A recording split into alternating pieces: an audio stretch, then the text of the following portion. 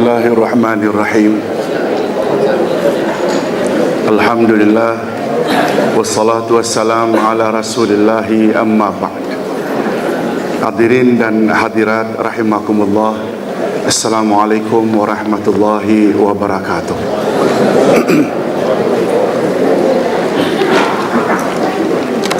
Alhamdulillah, kita bersyukur kehadirat Allah Azza wa Jalla. Walaupun agak terlambat, kita dapat juga meneruskan pengajian kita dengan Al-Asma'ul Husna, siri yang ke-20 yang akan membahas tentang nama Allah yang ke-13, yaitu Al-Jabbar.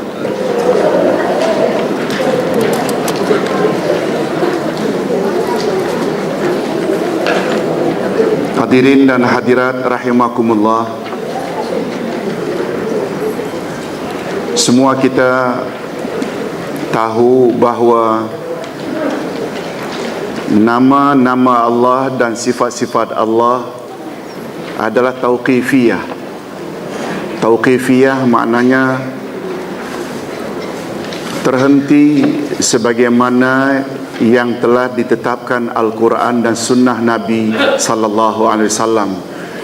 Ia sesuatu yang tidak boleh direka-reka dari sumber lain. Sumber kita dalam bab nama dan sifat hanya dari Allah, sebagaimana yang tertera dalam Quran atau yang datang dari Nabi Muhammad Sallallahu Alaihi Wasallam. Dulu Ustaz ada sebut kaedah umum mempelajari nama dan sifat Allah ada 3. Allah Maha Ghaib. Yang kedua, yang paling tahu tentang Allah adalah Allah itu sendiri. Dan yang ketiga, insan yang paling tahu tentang nama dan sifat Allah adalah Rasulullah, karena beliau terima wahyu. Jadi salah satu nama dari nama-nama Allah adalah Al-Jabbar.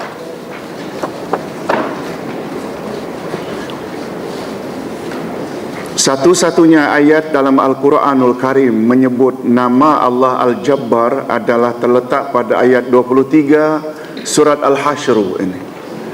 Berbeza dengan nama Allah sebelum ini, Al-Aziz. Dia banyak tersebar dalam Quran. As-Sami, Al-Basir, Al-Alim. Tetapi Al-Jabbar dia terletak pada satu ayat saja, ayat 23 Al-Hashr. Tolong ikuti. A'udzubillahi minasyaitonirrajim. Huwallahu alladzi la ilaha illahu.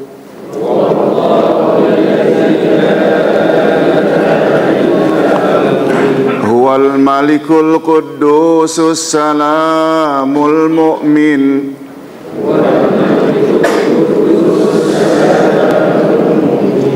Al-mu'minul muhaiminul azizul jabbarul mutakabbir.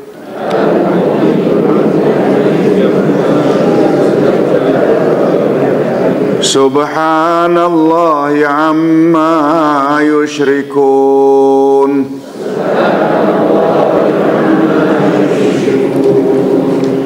Dialah Allah yang tiada Tuhan selain Dia, Raja yang maha suci, yang maha sejahtera, yang mengurniakan keamanan, yang maha memelihara, yang maha perkasa, yang maha kuasa, yang memiliki segala keagungan. Maha suci Allah dari apa yang mereka persekutukan. Al-Hashr 23.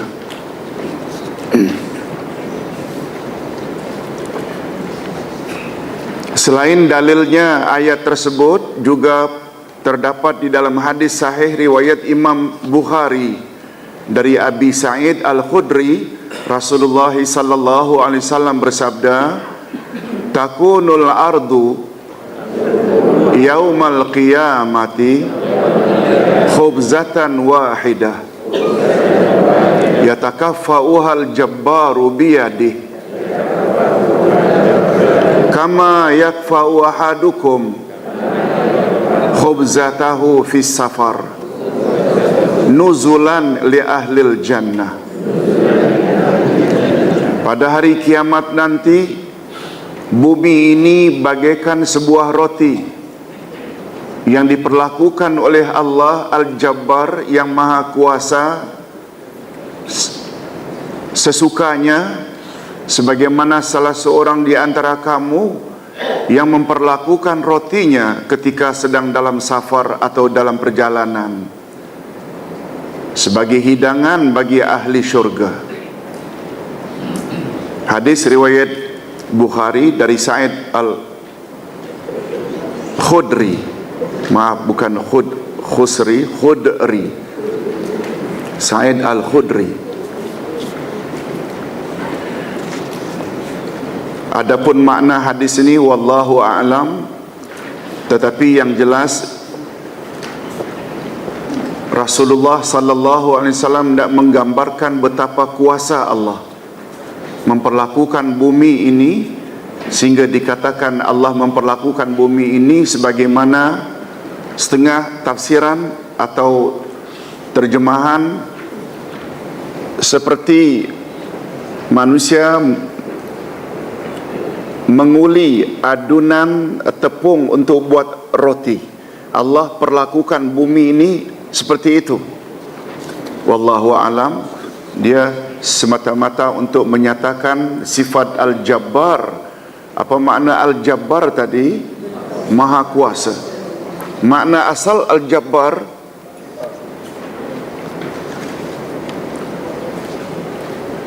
memaksa. Itu sebabnya ada satu aliran dalam Islam yang dipanggil Jabariyah, beranggapan manusia tidak ada kuasa. Mereka di dunia ini dalam keadaan terpaksa.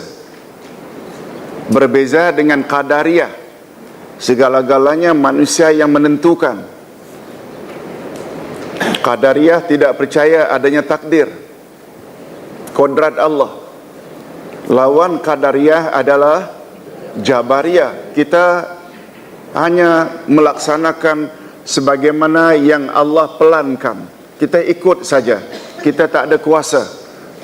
Manusia di mata Jabariyah tak obahnya bagaikan kiambang di atas laut. Dia akan pergi ke mana di bawah arus. Seperti pucuk eru akan condong ke mana ia ditiup angin. Seperti bulu ayam akan terbang ke mana di bawah angin. Dia tidak ada sedikit pun power, kuasa. Itu Jabariyah, dengan makna segala perbuatan manusia adalah terpaksa belaka. Itu sebabnya dalam ilmu fiqh, dalam bab wali mewali nikah, ada namanya wali mujbir. Wali mujbir ini adalah ayah dan atuk. Wali yang punya power memaksa anak gadisnya untuk kahwin dengan sesiapa yang mereka pilih. Kuasa walaupun tidak dinafikan, tanya dulu persetujuan mereka dulu. Tetapi andai kata pilihan anak gadisnya teruk sangat, dia ada hak untuk memaksa tidak kahwin. Namanya wali mujbir, dari kata jabar juga, yaitu dengan makna secara literalnya wali yang boleh memaksa ia atau tidak terhadap pilihan anak gadisnya.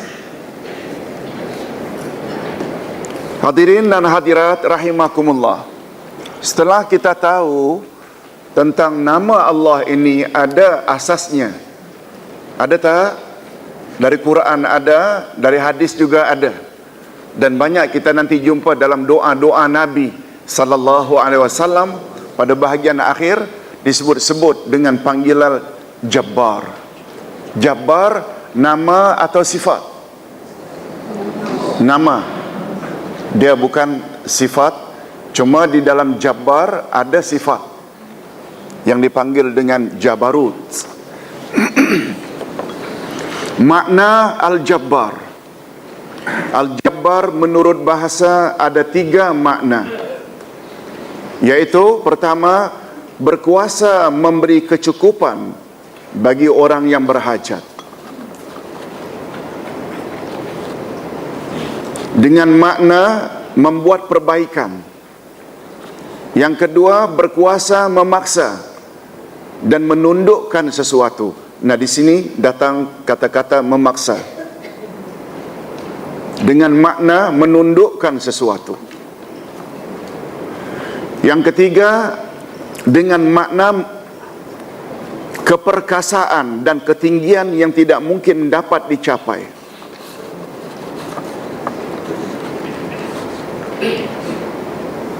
Seperti kata orang Arab, nakhlah jabbarah. Tolong ikuti, nakhlah jabbarah. Nakhlah itu pokok kurma yang ketinggiannya tak dapat dicapai, yang buahnya tak dapat dicapai, terlalu tinggi. Orang Arab selalu menggunakan nakhlah jabbarah. Oleh sebab itu, Jabbar satu di antara maknanya menunjukkan tinggi dan sukar untuk dicapai. Nah, bila kita padankan makna-makna ini dengan nama Allah Subhanahu wa Ta'ala, betul tak Allah mengandung makna maha tinggi? Betul tak Allah Subhanahu wa Ta'ala kuasanya tak ada satu pun yang boleh menandingi? Nah, itu dia. Semuanya tercakup di dalam nama Allah Al-Jabbar. Adapun Al-Jabbar menurut Kamus Arab Melayu membawa beberapa makna. Dalam Kamus Melayu yang dipanggil dengan Kamus At-Tullab, maaf,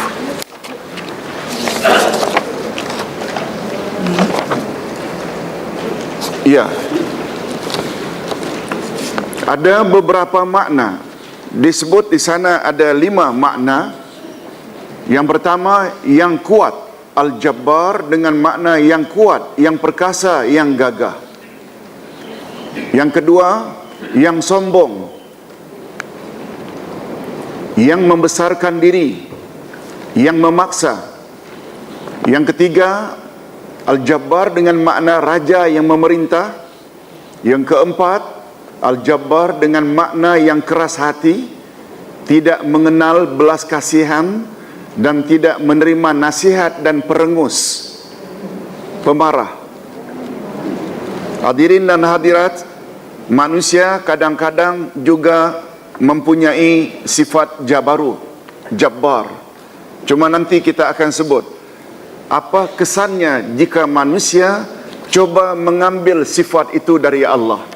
Perengus, tidak suka dengar nasihat, keras hati. Di situ dengan makna jika insan yang mengambil sifat tersebut. Adapun yang kelima, Al-Jabbar adalah salah satu sifat Allah yang maha memaksa. Jadi hadirin dan hadirat, bila kita simpulkan makna Al-Jabbar dengan mengambil kira makna menurut bahasa, jadi maksud nama Allah Al-Jabbar ialah dialah Allah yang maha memperbaiki kerosakan, maha menyempurnakan kekurangan, maha menutup ketidaksempurnaan, maha menumbuhkan segala sesuatu. Dialah yang maha melaksanakan kehendaknya pada setiap saat, setiap tempat dan setiap keadaan tanpa ada yang dapat menentangnya. Nah, dengan simpulan makna itu dapatlah kita bayangkan betapa kuasa Allah. Itu sebabnya mengapa tadi awal-awal lagi dikatakan Al-Jabbar dengan makna maha kuasa. Walaupun kita tahu yang biasanya Maha Kuasa itu atau Maha Berkuasa Al-Qadir. Betul tak? Rupanya di dalam Al-Jabbar, karena dia mampu melakukan segala-galanya, memperbaiki segala-galanya, menyempurnakan perkara-perkara yang tidak sempurna, maka terserlah tak Maha Kuasa yang ada di sisi Allah. Maha Kuasa. Nah, ini satu pembahasan yang juga sangat cantik menurut Syekh Muhammad Saleh Al-Utsaimin rahimahullah. Di dalam kitabnya kata beliau, nama Allah Al-Jabbar merangkumi 3 makna. Yang pertama kata beliau, tolong ikuti, Jabrul Quwwah, Jabrul Rahmah, Jabrul Ulu. Adapun yang dimaksudkan dengan Jabrul Quwwah menunjukkan makna kekuatan. Al-Quwwah maknanya kekuatan. Maksudnya dengan sifat jabarutnya. Nah, kalau Jabbar itu adalah nama sifat yang tersirat di dalam nama Allah Al-Jabbar adalah Jabarut. Dengan sifat jabarutnya, dia mampu mengalahkan Jababirah, yaitu golongan yang sombong, yang bongkak dari kalangan makhluknya. Dengan sifat jabarutnya, maksudnya jabarutnya Allah mampu mengalahkan Jababirah, yaitu golongan yang sombong dari kalangan makhluknya, tanpa mengira apapun kekuatan yang ada pada sisi mereka. Dia sultan ke, dia raja ke, dia presiden ke, tak kira dia apapun kedudukannya di atas muka bumi, dengan kuasanya, jabarutnya, dengan kuku besinya, dengan diktatornya, semuanya dapat dikalahkan oleh Allah Azza wa Jalla. Apa sebab? Bila ditanya apa sebab, semua raja-raja yang berkuasa, pemimpin yang berkuasa di atas muka bumi dapat dikalahkan oleh Allah. Apa sebab? Sebab segala keperkasaan dan kekuatan sangat tergantung kepada kekuatan siapa? Allah. Dengan kata lain, betul tak kekuatan yang ada pada siapapun itu adalah anugerah ilahi? Contoh mudah,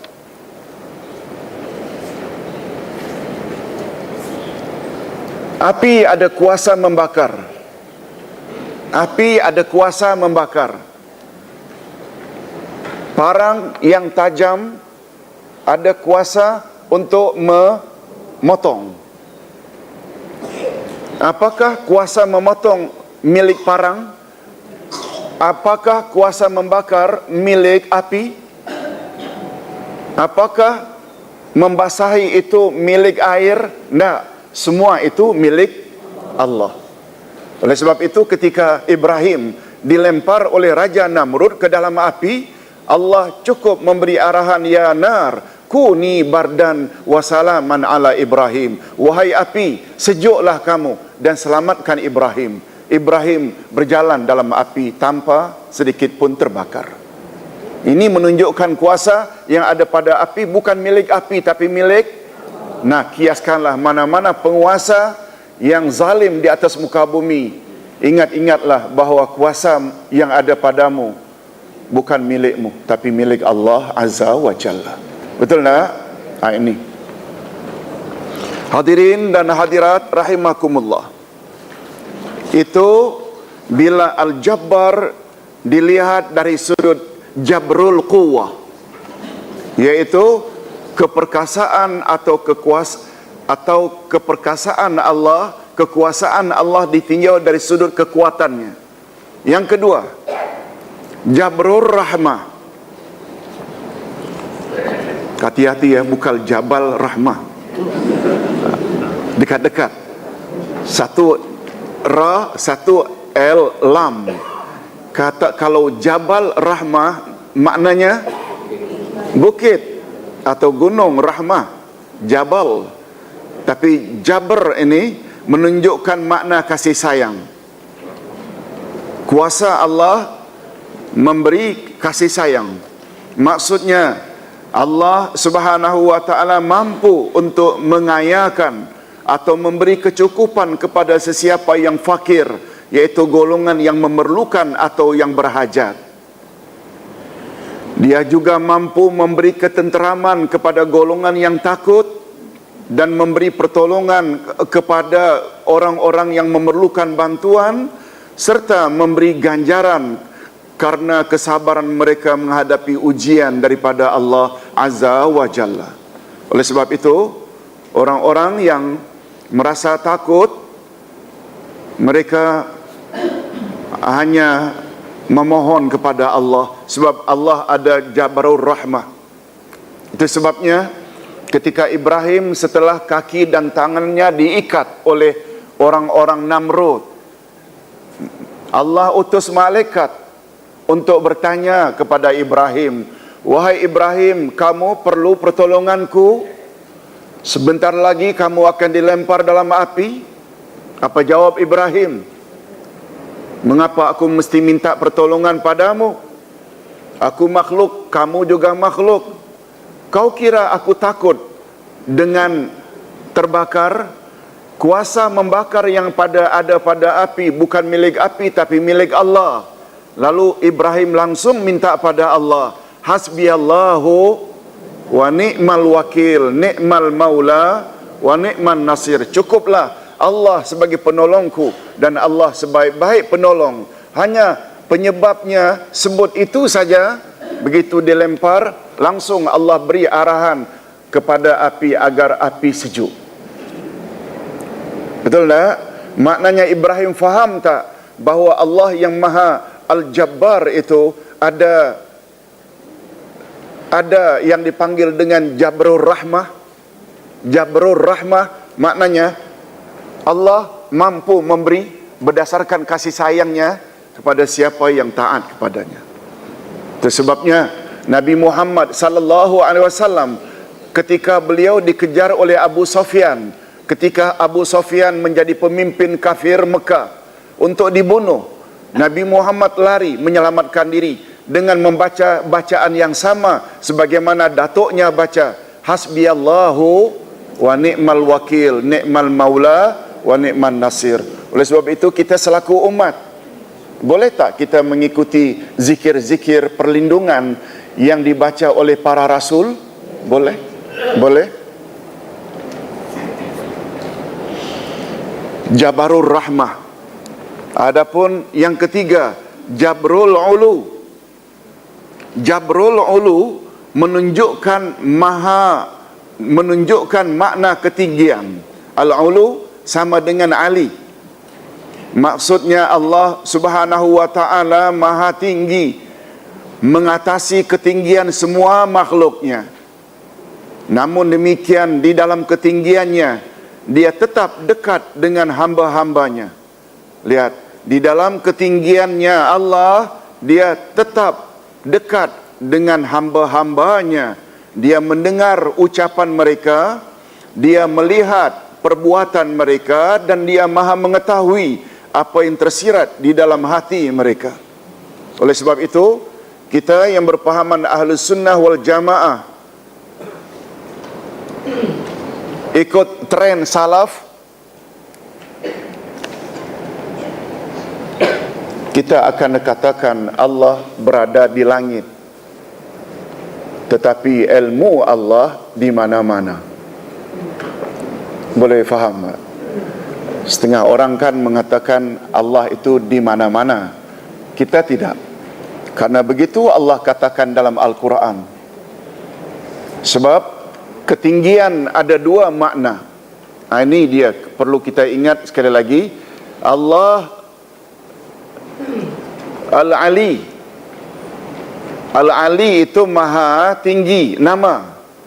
Sifat yang ada di dalam Ali, ulu. Ulu itu sifat. Hadirin dan hadirat, masih ingat kita disuruh oleh Allah menyeru atau memohon dengan menyebut nama atau sifat. Nama atau sifat? Nah, bila orang tanya, mengapa tak boleh dengan sifat tapi mesti dengan nama, kita bawa ayat 180 Al-A'raf. Kita dah belajar dah beberapa minggu yang lalu dalam tafsir. Tolong ikuti. Walillahil asma'ul husna fad'uhu biha. Dan Allah memiliki nama-namanya yang terbaik. Oleh sebab itu, serulah dia dengan nama-namanya itu. Karena sebelumnya disebut nama-nama, maka serulah dia dengannya. Nya itu maksudnya dengan nama-nama, bukan sifat. Oleh sebab itu kita panggil Allah Ya Sami'u, bukan Ya Sama. Sebab sama itu sifat yang ada di dalam Sami. Kita panggil Ya Mutakallim. Mutakallim, maha berkata-kata, itu nama. Jangan panggil dengan Ya Kalam. Kalam itu sifat yang ada di dalam Al-Mutakallim. Kita panggil Allah dengan Ya Hayyu, wahai yang maha hidup. Jangan panggil Allah Ya Hayat. Hayat itu sifat yang ada di dalam Hayyu. Oleh sebab itu kita boleh panggil Allah Ya Ali, wahai yang maha tinggi. Jangan panggil Ya Ulu. Ulu itu sifat. Rupanya pembahasan tentang Al-Ulu ini ada dua. Tolong ikuti. Ulu zati, ulu ma'nawi. Nah, tentang ulu zati, tentang uluul ma'nawi, tentang ketinggian Allah dari segi maknawi, sama antara golongan sunnah dengan golongan bid'ah. Bahwa Allah itu memang tinggi dari sudut maknawi.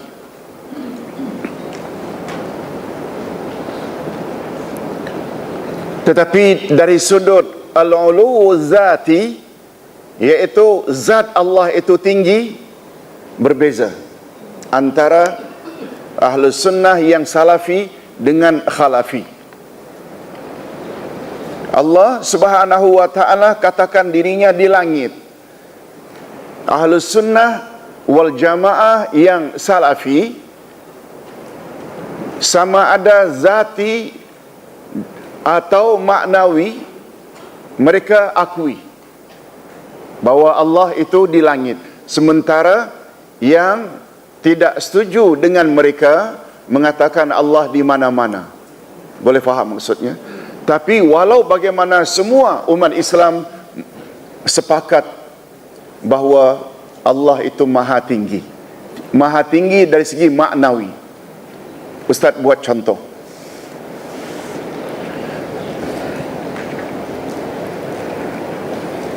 Ada presiden yang dari sudut fizikalnya dia rendah saja orangnya. Tapi dengan pangkat dia sebagai presiden, dari sudut maknawi, tinggi tak statusnya? Yes, itu maknanya tinggi maknawi. Orang tetap akan hormat dia. Bodyguardnya tinggi-tinggi belaka, namun tetap hormat. Sebab dari sudut maknawi dia tinggi. Walaupun zati, dari segi fizikal dia rendah. Boleh faham maksud saya? Allah Subhanahu wa ta'ala dalam pandangan kita tinggi zati dan tinggi maknawi. Golongan yang mengatakan Allah di mana-mana tidak setuju dengan Allah di langit. Mereka hanya memahami Allah itu tinggi maknawi. Tak boleh dikatakan Allah di langit. Kan ada yang pandangan macam itu. Kita berpendapat tidak begitu. Allah itu tinggi sama ada zati atau maknawi. Baik, kita berbalik kepada Al-Jabbar. Menurut Syekh Salih Al-Utsaimin mengandung 3 makna. Tolong ulang sekali lagi. Jabrul Quwwah, Jabrul Rahmah, Jabrul Ulu. Ustaz ulang sekali lagi. Jabrul Ulu menunjukkan makna ketinggian. Maksudnya Allah Maha Tinggi mengatasi ketinggian semua makhluknya. Namun demikian, di dalam ketinggiannya Dia tetap dekat dengan hamba-hambanya. Dia mendengar ucapan mereka, melihat perbuatan mereka, dan Dia Maha mengetahui apa yang tersirat di dalam hati mereka. Jadi istilahnya yang mudah, Allah di mana? Allah kalau ditanya di mana? Di langit. Ilmu Allah di mana-mana. Betul tak? Maknanya ilmu Allah di mana-mana. Allah tahu segala-galanya. Okey. Kita teruskan dengan topik atau fasal baru. Al-Jabarut bukan sifat manusia. Oleh sebab itu, bila manusia ingin mengambil sifat tersebut, dia akan mendapat celaan daripada Allah Azza wa Jalla. Al-Jabarut, tadi Ustaz dah sebut, Jabarut itu sifat atau nama. Sifat daripada atau diambil dari nama Allah Al-Jabbar. Jadi sifat Al-Jabarut bukan sifat manusia. Segala kalau manusia mau nama dirinya juga boleh, asalkan ditambah Abdun di depannya. Abdul Jabbar boleh tak? Boleh. Sebagaimana Abdullah, Abdul Rahman, Abdul Syakur, Abdul Hai dan lain-lain. Jadi Abdul Jabbar tak mengapa. Segala sifat yang terkandung di dalam nama Allah Al-Jabbar, sebagaimana yang telah dijelaskan di atas, adalah khas untuk Allah Azza wa Jalla. Khas. Manusia tidak berhak dan tidak layak memiliki sifat-sifat tersebut. Sungguh berbahaya jika manusia memiliki sifat tersebut. Nama Allah Al-Jabbar yang membawa makna yang maha memaksa atau maha perkasa hanya khas untuk Allah Subhanahu wa taala sahaja. Karena keperkasaan dan paksaan sangat berkaitan erat dengan kekuatan dan kekuasaan serta ketinggian. Sedangkan semua sifat tersebut hanya ada pada sisi Allah Azza wa Jalla. Ustaz harap renung baik-baik statement ini, sebab ini adalah asas. Mengapa manusia tidak boleh punya sifat Jabarut? Jawabnya, Jabarut maknanya maha kuasa, maha memaksa, maha tinggi.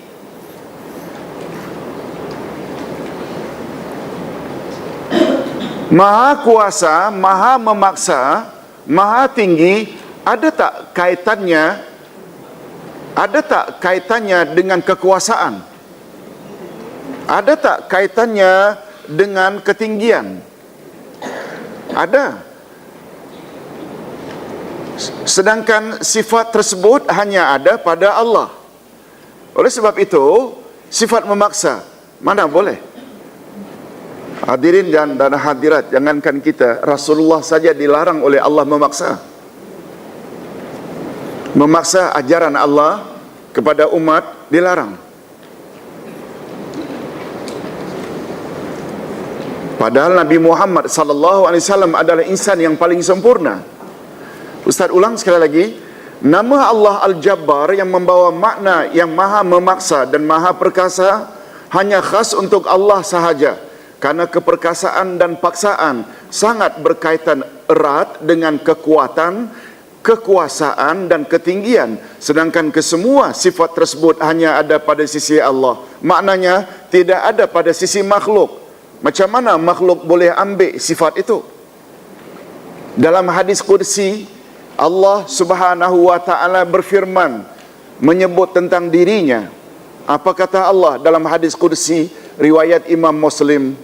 Al-kibriya'u ridai,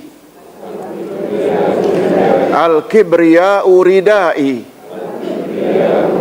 wal azamatu izari, faman naza'ani wahidan minhuma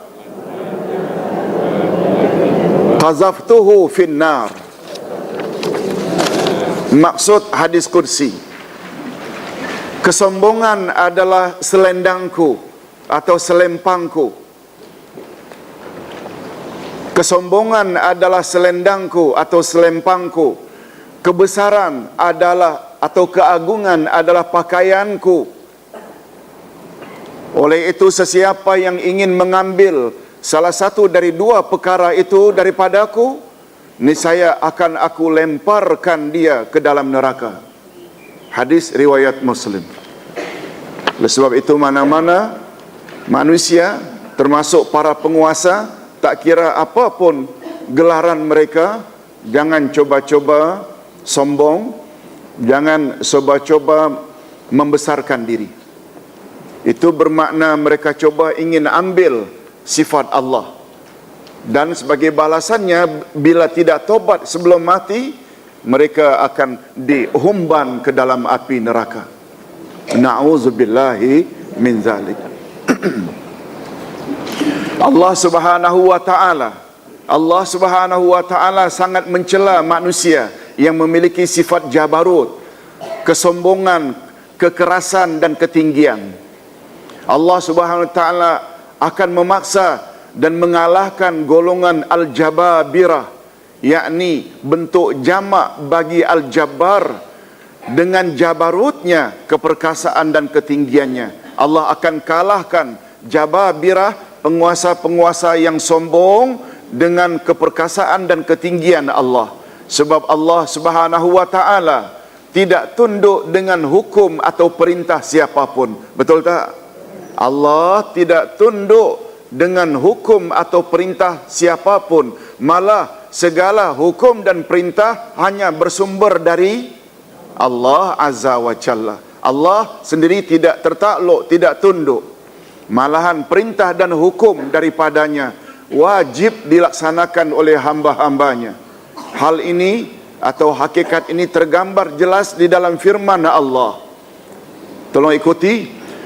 La yus'alu amma yaf'al wa hum yus'alun. Dia Allah tidak ditanya tentang apa yang diperbuatnya, dan merekalah yang akan ditanyai. Oleh sebab itu, apa saja hukum hakam yang telah ditetapkan oleh Allah, sikap kita selaku hamba, sami'na wa ata'na. Jangan coba bangkang, jangan coba pertikaikan. Mengapa begitu? Mengapa begitu? Mengapa begitu? Tidak. Kata Allah, apa yang Allah buat jangan ditanya olehmu, tapi Allah lah yang berhak untuk bertanya apa yang kamu buat. Itu maksud ayat. Makhluk senantiasa memiliki sifat-sifat kekurangan. Di antara tanda-tanda kekurangan manusia, mereka merasa lapar, haus, letih, lupa dan lain-lain. Mereka cepat merasa jemu. Mereka mudah terganggu walaupun hanya oleh sesuatu yang sangat kecil, seperti nyamuk atau lalat. Letup semalam-malaman sampai tak tidur gara-gara seekor nyamuk. Lalat, makan pun tak tenang bila lalat mengganggu. Jenazah mereka akan hancur jika mati dan akhirnya dimakan ulat dalam kubur. Nah, makhluk macam ini tidak sombong. Itu maksudnya. Sesiapa yang demikian sifatnya, bagaimana boleh dan layak menyandang sifat jabarut, kesombongan, kekerasan dan ketinggian. Allah Subhanahu wa ta'ala mencela mereka yang memiliki sifat tersebut dalam firman-Nya. Surat Mu'min atau nama lain surat Mu'min, surat Ghafir ayat 35. Kadzalika yatba'ullahu ala kulli qalbi mutakabbirin jabbar.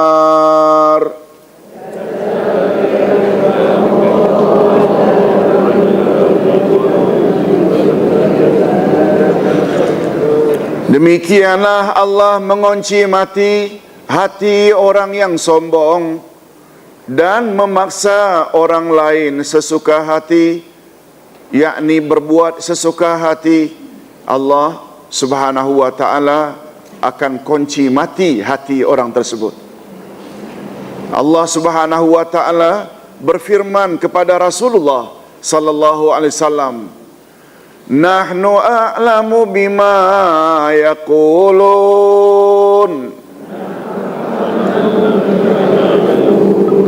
wa ma anta alaihim bijabbar.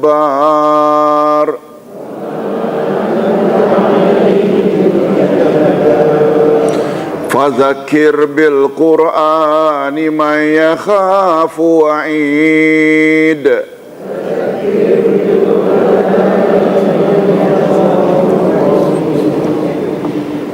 Kami lebih mengetahui tentang apa yang mereka katakan, dan kamu sekali-kali bukanlah seorang pemaksa terhadap mereka. Maka beri peringatanlah dengan Al-Quran orang yang takut dengan ancamanku. Mungkin ada jemaah yang tanya, tadi Ustaz hanya sebut, Ustaz tadi sebut hanya satu kali saja Jabbar disebut dalam Al-Quran. Betul tak? Tapi ini ayat Quran, ini ayat Quran. Maksud Ustaz, Jabbar merujuk pada sifat atau nama Allah. Jabbar di sini ni penguasa sombong, bukan Allah. Betul tak? Allah mencela orang yang buat suka hati. Engkau, hai Muhammad, tak boleh memaksa Jabbar. Jabbar merujuk pada Nabi Muhammad. Allah larang.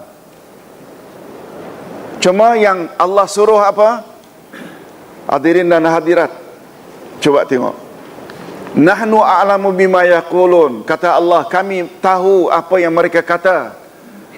Orang-orang kafir banyak tak kata dengan kata-kata cemohan kepada Nabi? Sahirun, tukang sihir.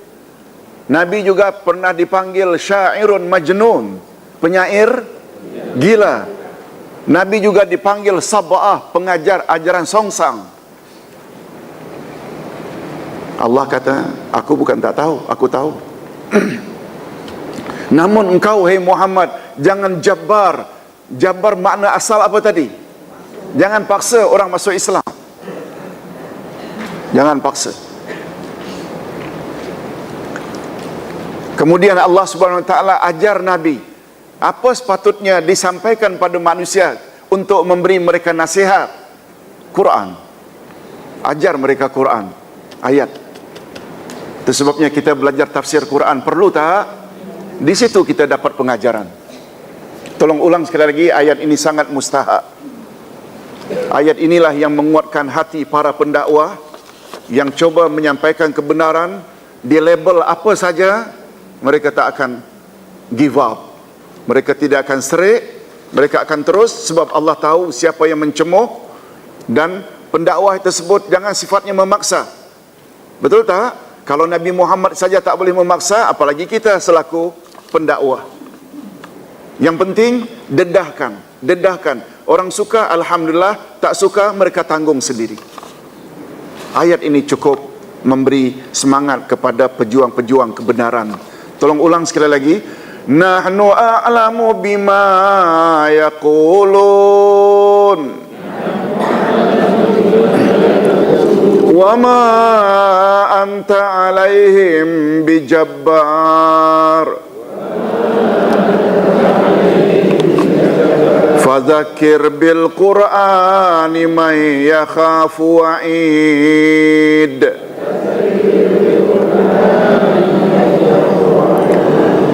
Kami lebih mengetahui tentang apa yang mereka katakan, dan kamu sekali-kali bukanlah seorang pemaksa terhadap mereka.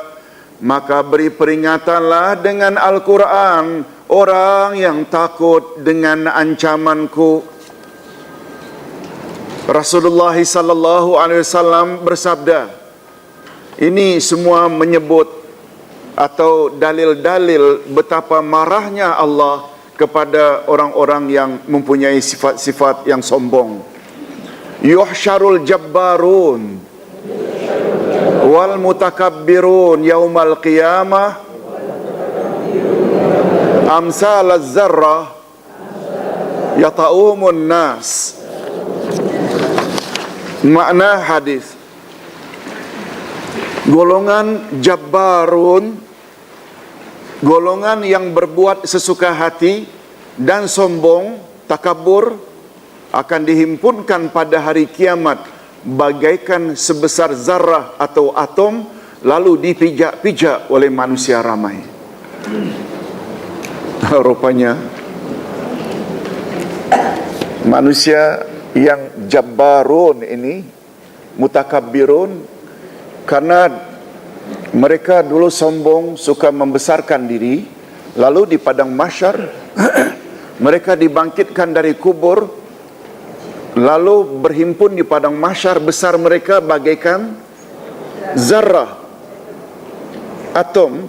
Hadis lain pula menyebut namlah, semut. Hadis lain namlah.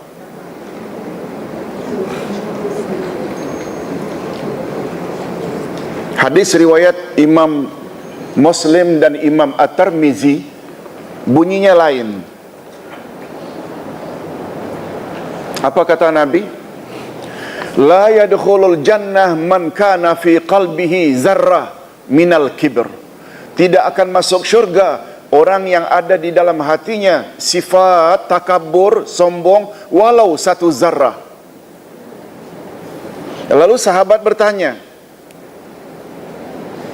ya Rasulullah, bagaimana seseorang yang jika berpakaian kemas pakaiannya, bila ia menyisir rambut rapi sisiran rambutnya, bila dia memakai sepatu mengkilat sepatunya, apakah itu juga termasuk sombong, takabur?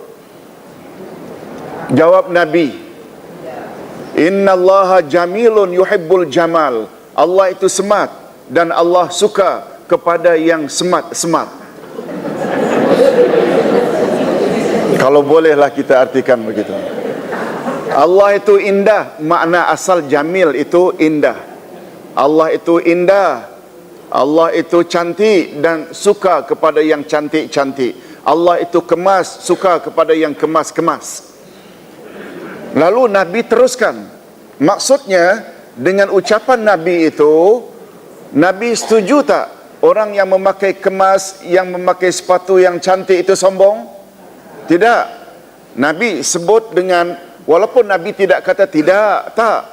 Innallaha jamilun yuhibbul jamal. Allah itu cantik dan suka kepada kecantikan. Maknanya itu tidak salah.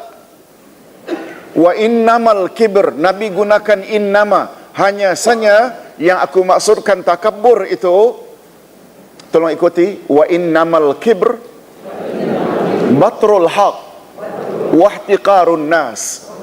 Yang aku maksudkan dengan takabur adalah menolak kebenaran, dan yang kedua sombong kepada manusia lain.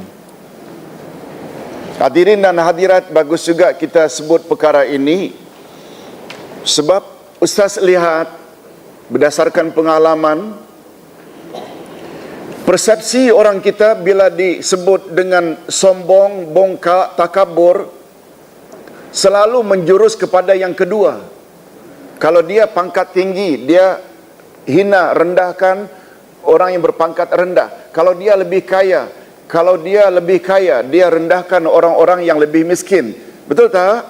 Rupanya Nabi letak itu nomor 2. Nomor 1 atau yang pertama, takabur yang sangat berbahaya, menolak kebenaran. Batrul haq dengan makna daf'ul haq. Hadirin dan hadirat, bila disebut al-haq, al-haq datang dari mana? daripada Allah. Ayat 147 Al-Baqarah, tolong ikuti. Al-haqqu mir rabbik fala takunanna minal mumtarin. Kebenaran adalah segala yang datang dari Tuhanmu, oleh sebab itu janganlah kamu ragu-ragu lagi. Dan dalam dakwah yang disuruh oleh Allah, kita betul tak berdakwah dengan berpesan kepesan terhadap al-haq? Wa tawasau bil haq. Maknanya, termasuk tak kalaulah segala yang datang dari Allah adalah al-haq? Boleh tak Al-Quran adalah al-haq? Yes. Itu sebabnya bila bercakap tentang agama, rujukan kita Al-Quran, sunnah Nabi yang sahih, itulah dia al-haq. Okey, kita teruskan dengan kesan mengenal nama Allah Al-Jabbar, iaitu Maha Memaksa. Apa kesannya pada diri seseorang? Di antara kesan positif atau faedah mentauhidkan nama Allah Al-Jabbar ini ialah, yang pertama, dia akan menjadi orang yang sentiasa tunduk kepada keperkasaan Allah Azza wa Jalla, sehingga dia tidak akan memiliki sifat sombong dalam dirinya. Lihat, ini dia kesan daripada kita meyakini Allah ada nama Al-Jabbar. Dia tidak akan jadi orang yang sombong, sebab sifat itu yang layak hanya milik Allah. Yang kedua, dia akan mudah tunduk dan menerima kepada kebenaran tanpa mengira bilakah, di manakah, dari manakah kebenaran itu datang, tanpa adanya sifat pengingkaran. Coba lihat. Nah, ini kadang-kadang wujud di kalangan kita yang kadang-kadang terlalu pilih untuk menerima kebenaran itu. Rupanya orang yang, boleh tak Ustaz katakan, Abu Bakar, Umar, Osman, Ali, Khulafaur Rashidin, sebelum kenal Nabi Muhammad sallallahu alaihi wasallam, mereka semua setuju tak kalau Ustaz katakan terikat dengan adat istiadat Arab jahiliyah? Minum arak, berjudi, berzina, membunuh, menyembah berhala. Tapi mereka faham tak bahawa yang Muhammad bawa itu kebenaran? Akhirnya mereka merubah habis dari adat istiadat yang bercanggah dengan kehendak yang dibawa oleh Nabi Muhammad. Itu maksudnya, tak mengira. Oh, mungkin kita akan kata, bukankah keempat-empatnya orang Arab, Ustaz? Okey, kita buat contoh lain. Suhaib Ar-Rumi, berasal dari Rom. Salman Al-Farisi daripada Iran. Bilal bin Rabah Al-Habsyi, orang Afrika. Betul tak? Semuanya terima kebenaran yang dibawa oleh Nabi Muhammad sallallahu alaihi wasallam. Maknanya mereka faham tak bahawa sifat Jabbar Allah itu membuat mereka tidak boleh ingkar dan menolak. Yang ketiga, dia akan senantiasa mengharap pertolongan Allah. Dia akan senantiasa mengharap pertolongan Allah, mengharap akan ampunan Allah, senantiasa merasa perlu kepadanya dan berusaha senantiasa memperbaiki dirinya. Mudah-mudahan kita memiliki sifat ini. Amin ya rabbal alamin. Doa dan zikir yang sesuai dengan nama Al-Jabbar. Hadis sahih daripada Abdullah bin Abbas radhiyallahu anhuma yang diriwayatkan oleh Imam At-Tirmizi. Tolong ikuti. Rabbighfirli warhamni wajburni wahdini warzuqni. Ya Allah, ampunilah dosa-dosaku, kasihanilah daku, paksalah aku, dengan makna perbaikilah keadaanku, dan tunjukilah aku ke jalan yang lurus, dan berilah aku rezeki. Betul tak zikir ini duduk ketika kita baca ketika duduk antara dua sujud? Yes. Yang kedua, juga hadis sahih daripada Auf bin Malik Al-Ashja'i yang diriwayatkan oleh Abu Dawud. Subhanazil jabarut wal malakut wal kibriyai wal azamah. Maha suci Allah yang memiliki keperkasaan, kerajaan, kesombongan dan keagungan. Bila menyebut masalah kesombongan ni, kertas berikutnya kita akan bahas lebih luas lagi. Sebab setelah Al-Jabbar ada Al-Mutakabbir. Apa maksudnya Allah itu sombong dan takabur? Nanti kita akan bahas. Ini juga sangat bagus kita baca ini, menunjukkan betapa tingginya Allah di dalam rukuk dan sujud. Ini doa ini juga boleh, zikir ini. Dan terakhir, hadis sahih daripada Abi Umamah yang diriwayatkan oleh At-Tabarani. Allahumma ufir li zunubi wa khataaya kullaha. Allahumma an'ishni wajburni wahdini li salihil a'mali wal akhlaq fa innahu la yahdi li salihiha wa la yasrifu sayyi'aha illa anta. Ya Allah, ampunilah dosa-dosaku dan semua kesalahanku. Ya Allah, cukupkanlah aku dan tutupkanlah segala keperluanku. Tunjukilah aku kepada sebaik-baik amalan dan sebaik-baik akhlak. Tidak ada yang mampu menunjuki kepada sebaik-baik amalan dan akhlak, serta tidak ada yang mampu menjauhkan daripada keburukannya kecuali hanya Engkau. Amin ya rabbal alamin. Hadirin dan hadirat rahimakumullah, ini dulu yang dapat Ustaz sampaikan pada pagi ini.